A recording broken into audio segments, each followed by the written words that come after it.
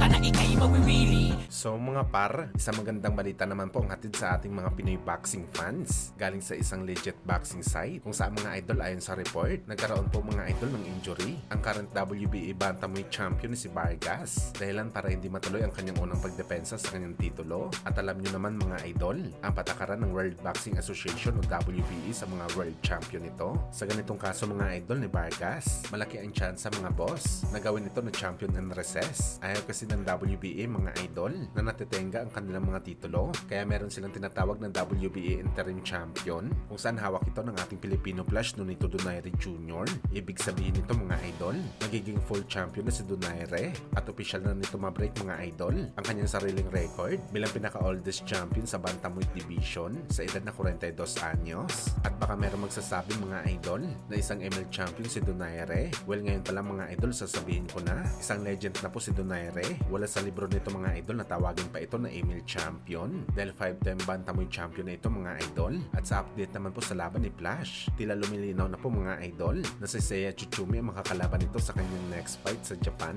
Champion and recess din itong si Tsutsumi mga idol, kaya siya ang next in line para labanan ni Flash. Sa mga hindi po nakakaalam mga idol, mabigat din na kalaban itong Hapon. Siya po ang nagpahirap kay Jago Higa at tumalo sa kapatid ni Inoue na si Takuma Inoue, kaya abangan natin ang bakbakan na ito mga idol.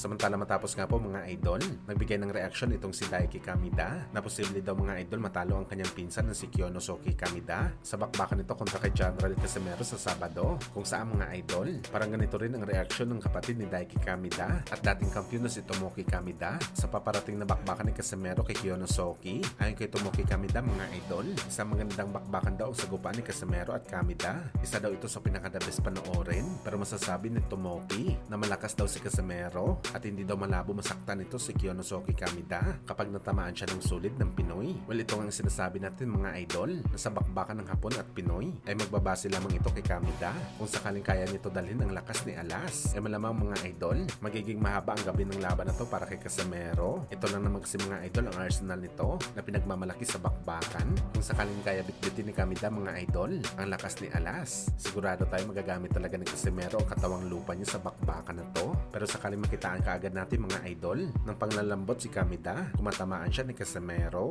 malamang mga boss, magkatotoo ang mga sinabi ni Alas na 30 segundos lang tatapusin kaagad nito ang bakbakan at umuwi na maaga sa Pinas. Kaya excited na tayo mga idol na mapanood ang laban ng dalawang fighter. Sino kayang angas ang mananalo sa bakbakan?